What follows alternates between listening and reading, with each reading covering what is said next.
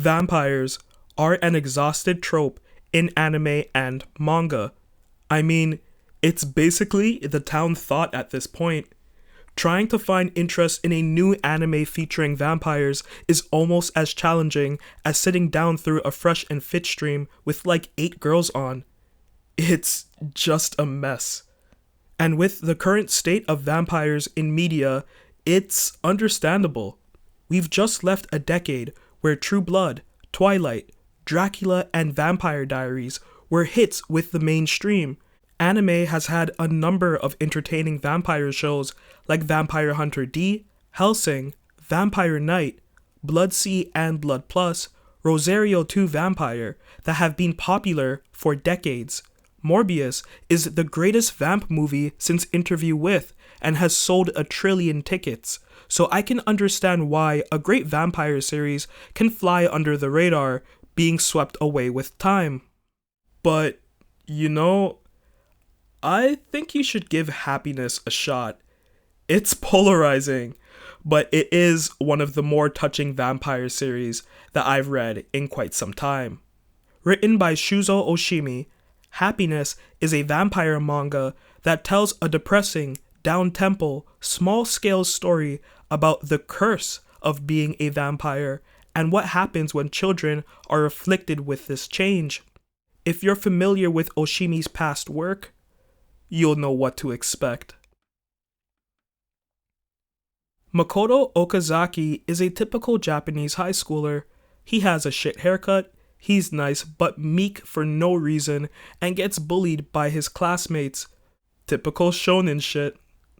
One day, while biking around midnight for some reason, he's attacked by a scraggly looking woman from the sky. She sinks her teeth into his neck, feeds on his blood, and scurries away.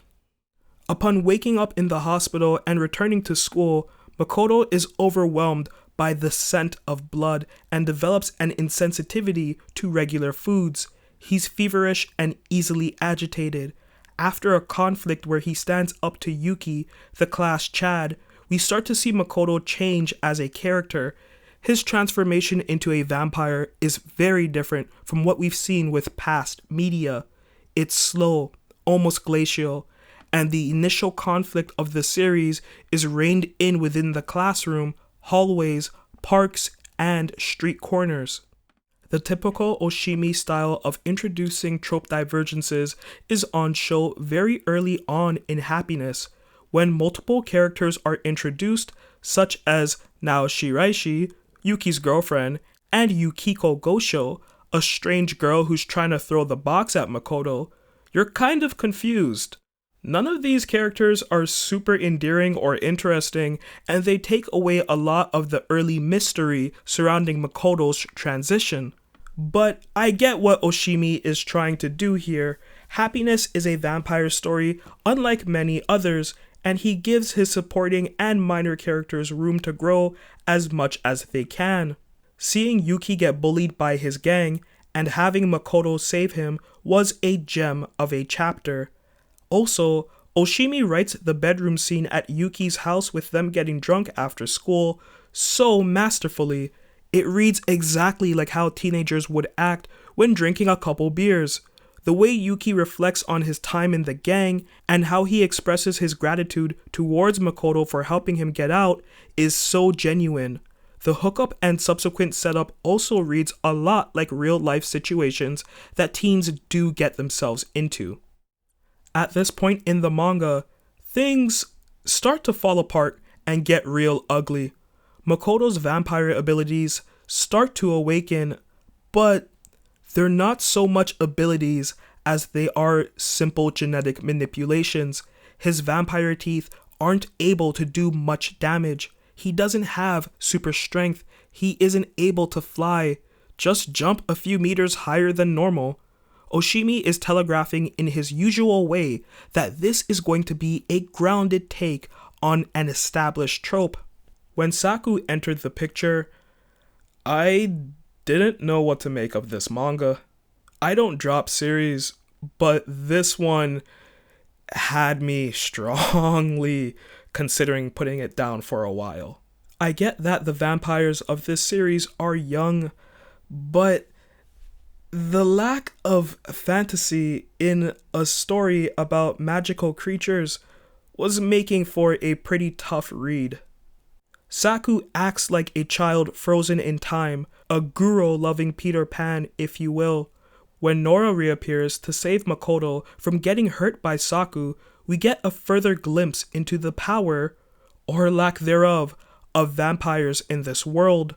As further chapters go on, we see just how shitty it is to be afflicted with this curse. Yuki is turning into one himself at this point, but is having a much harder time than Makoto did. Nora isn't the silent siren that she was teased to be in the beginning of the manga. Instead, she's an apologetic, yet antisocial, manipulative, jaded, tactless young woman with a bleak demeanor and grime covering her barely clothed skin. She gives Makoto the world-crushing news that he can't go back to being a human and that he'll eventually outlive everyone he knows, never aging a single day from here on out. There are a fair number of emotions to digest at this time, but I couldn't help but feel that I was reading a very confused story at this point. TBH, I was getting a lot of hints of Tokyo Ghoul and Spawn, and not the good parts of those great series. A few things that really stood out with Happiness was the trope of chance encounter, the classic character mold of the dumb yet lovable parent, and the naivety of teens. I think Oshimi works out a lot of past trauma with his work. Seeing Yuki, Nora, and Makoto argue and fight amongst each other is so frustrating, cause if these were the sorts of characters that we're usually used to seeing in vamp stories, they'd be so much better at communicating. And these characters are all so fucking weak. I cannot stress how awful the action scenes are in Happiness. That's also why I enjoyed some of this series, cause Oshimi wants to make you uncomfortable at any point that he can, and this is when the series starts to pick up in its execution and writing. We learn that vampires are sort of immortal. They can recover from anything, but it doesn't happen fast at all, so it almost negates any of the positives of such an ability. We see Makoto's parents make some of the dumbest choices a parent can make, along with the rest of the adults of the supporting cast. Fuck, even Gosho, who is supposed to be the smart one, willfully gets herself involved with the literal creepiest man in the world. She literally and figuratively walks into this dude's trap because she thinks that solely her, for some reason, is capable of figuring out the mystery of vampires, and she's going to be able to help save her friends, people who she's known for like a fucking month. A paramilitary gets involved around this point, and things get even bleaker. Talk about subversion. Any thought of this being an adventure or coming of age story gets blasted out of the sky. Part 1 ends on a real heartbreaker, and the transition into Part 2 was a really unique tone shift, one that made the slog of Part 1 worth getting through. Oshimi does the time jump thing to great results usually, and that's no different here. We shift the main focus to Gosho's perspective 10 years on. She's an adult working a professional job while doing her best to deal with daily PTSD. As she grows closer to a coworker, we see Oshimi tackle deep-rooted physical and emotional pain. He really expands Gosho during this time. So why does Oshimi then break down all of the amazing work that he's built up to this time? From here on out, we alternate between a touching sentimental chapter and utter dogshit slice of life scenes. This manga doesn't know what it wants to be. Comparing Happiness to Chi no Wadachi or Aku no Mid, you really can't help but feel that Oshimi just wanted to get his vampire story out of him. And the second half of the manga does so much to extinguish any interest that you may have had about the vampires of this world. When Gosho returns to see Makoto's mom, I actually thought that Oshimi was going to go in a great direction. That chapter was done so beautifully, and it has the blast from the past device that he always uses, but it's slotted in so well here. Instead, he reduces Gosho back to her smooth-brained childlike self, basically eliminating all of her growth over the last 5 chapters. One of the few redeeming parts of the last 20 or so chapters of this manga is the artwork. The story is so ridiculous, but Oshimi reveals an art style that is very gothic, so much so that it'll make your skin crawl when you see the mix of blood, sweat, piss, nature, and liminal spaces. The pen and brushwork is very thick. There's absolutely no shading at all, just hard composites. It's so piercing on the eyes, you can't help but be enamored by the art while ignoring the terrible cringe fest that's masquerading as a plot. The final chapters involve torture, cannibalism, human experimentation, and a bunch of other edgefest shit that wouldn't happen in any other universe. And while reading Happiness, even though I wasn't expecting this to turn out to be a masterpiece, I was just let down by everything. The cult fucking sucks, the writing gets terrible towards the end, as usual with Oshimi it seems.